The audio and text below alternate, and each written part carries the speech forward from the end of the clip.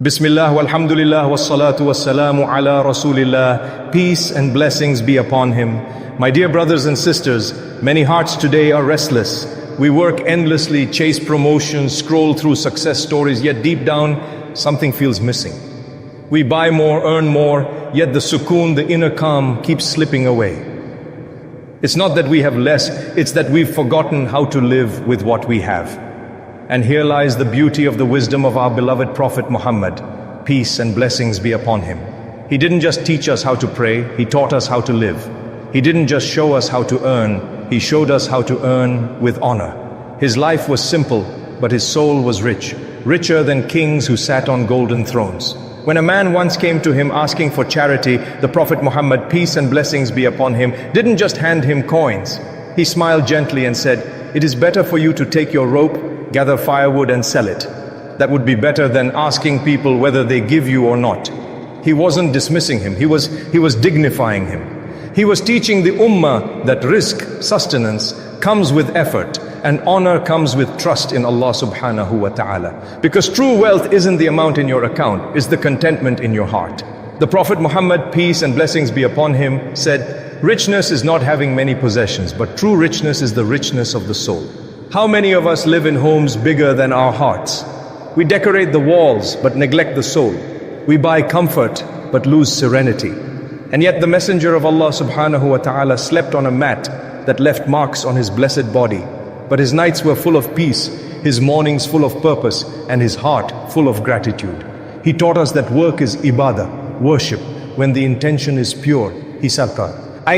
The honest merchant will be with the prophets, the truthful and the martyrs on the day of judgment. Subhanallah, what a rank for those who work with sincerity. But today, many of us run after wealth like it's the purpose of life, not the tool of it. We forget that wealth is a test, not a guarantee. And Allah subhanahu wa ta'ala reminds us, indeed it is He who enriches and causes poverty. Surah An-Najm, Ayah 53, verse 48. So the Prophet Muhammad, peace and blessings be upon him, guided us to balance, to earn but never beg, to spend but never waste, to give but never boast. He said, the upper hand, the one that gives, is better than the lower hand, the one that takes. He wanted us to be givers, to lift, to share, to care, not to live in greed or laziness. And when poverty strikes, when loss comes, when bills pile up and fear enters the heart, remember what he taught.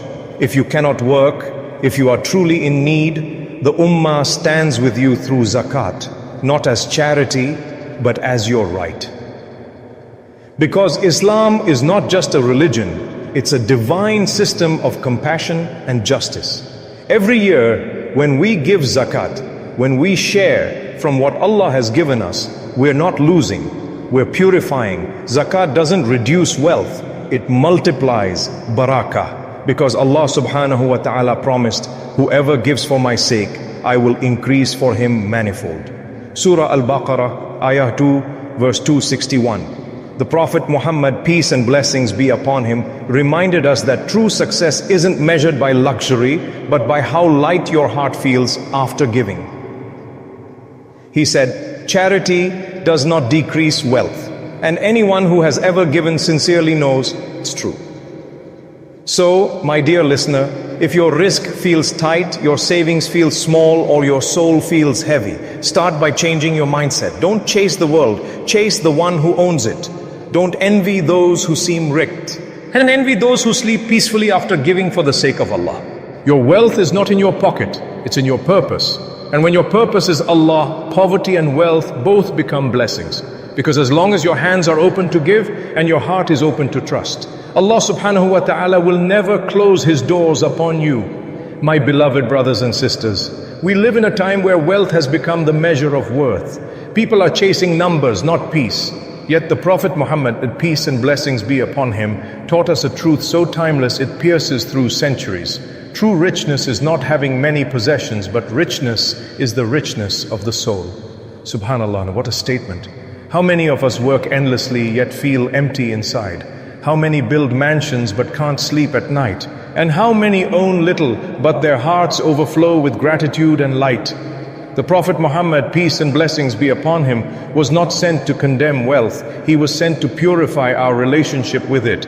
He showed us that wealth is a tool, not a throne. It's a servant, not a master. The moment it rules your heart, you become poor, no matter how heavy your pockets are. One day, a man came to the Prophet, peace and blessings be upon him, and said, "O Messenger of Allah, guide me to an act that will bring me near to Allah and distance me from people." The Prophet Muhammad, peace and blessings be upon him, replied, "Detach yourself from what people have, and Allah will love you. Detach yourself from what is in the hands of people, and people will love you." Do you see the wisdom? Detach, not from life, but from attachment. Own things, but don't let things own you. Earn with your hands, but keep your heart in sujood. The Prophet Muhammad, peace and blessings be upon him, peace and blessings be upon him, worked with his hands. He mended his own clothes, milked his own goat, traded honestly in the markets of Makkah. And yet no one was more detached from wealth than he. When gold and silver were brought to him, he distributed them before the sun had set. He never slept while someone in his ummah was hungry.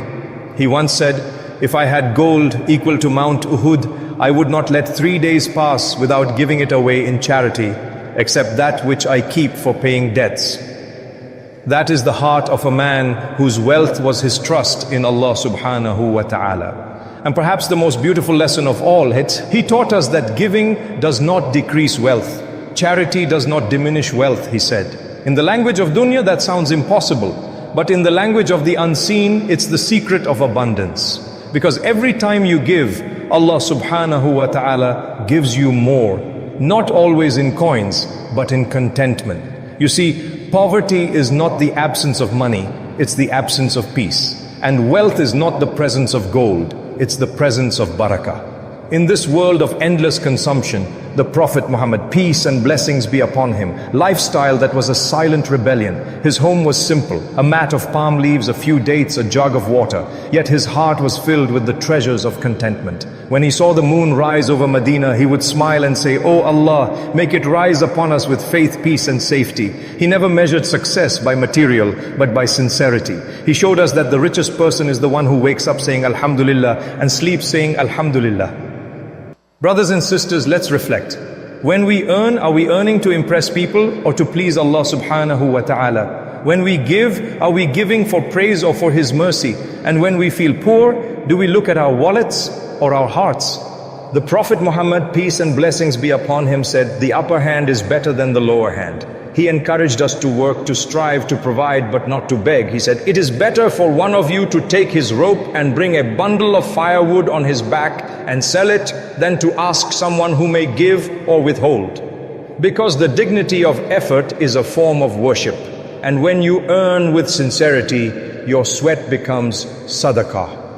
Islam doesn't teach us to reject this world. It teaches us to elevate it, to make our business an act of worship, to make our spending a form of gratitude, to make our earnings a bridge to Jannah.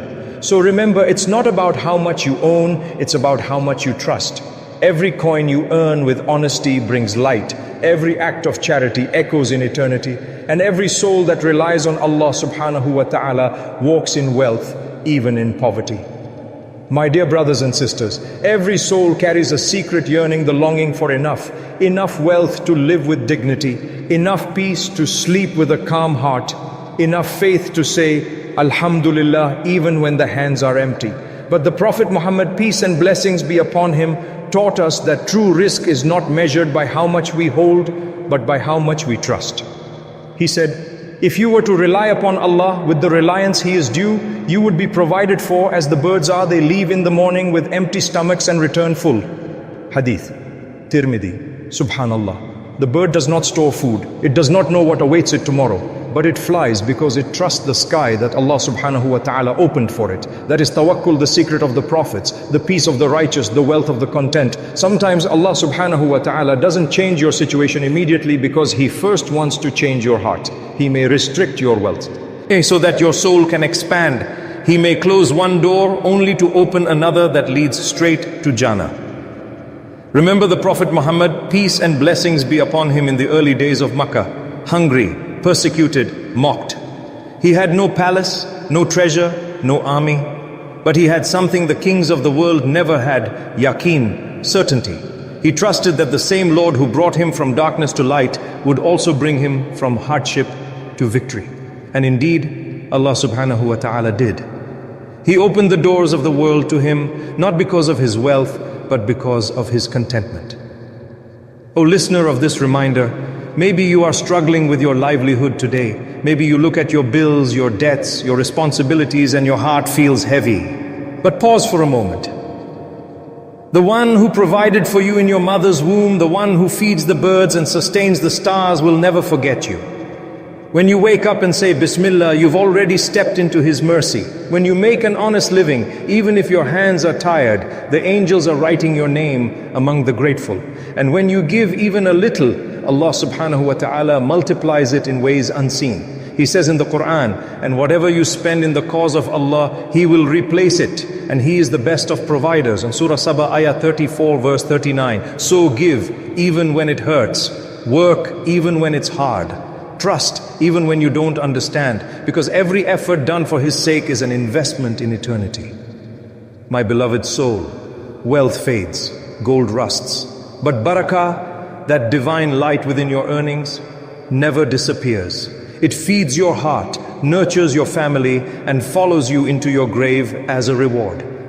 So if today you have less in your pocket but more peace in your heart, know that Allah subhanahu wa ta'ala has enriched you. And if you are working, striving, struggle.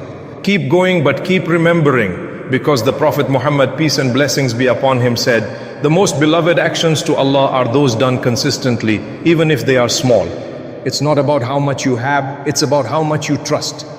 And the one who trusts Allah subhanahu wa ta'ala walks upon the earth with the quiet confidence of a king, because his provider is the Lord of the worlds. Allahumma inna rizqa laysa malan faqat, bal sukunun wa barakatun aidan. Ya Rabb, urzuqna rizqan halalan yughni qulubana wa yamla'u nufusana sabran. Ya Allah, idha nasina anna ar-rizqa fi yadaika wahdaka, fazakkirna. وهب لنا ذلك اليقين الذي يجعل الطيور تطير بثقة واجعلنا راضين بقدرنا واملأ أيامنا برحمتك ونورك Ameen. O Allah, rizq is not just wealth, it is peace, it is barakah.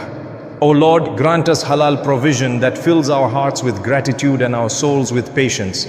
O Allah, if we have forgotten that sustenance lies only in your hands, remind us again. Grant us the faith that makes the birds fly, and make us content with the destiny you have written. Fill our days with mercy and our nights with your light. Ameen. If this reminder touched your heart, pause for a moment. Breathe. Whisper Alhamdulillah. And in the comments tell me, where in the world are you watching from, my dear listener? Subscribe to Ayah Pulse, where every heartbeat whispers a verse of hope and every reminder brings you closer to Allah subhanahu wa ta'ala.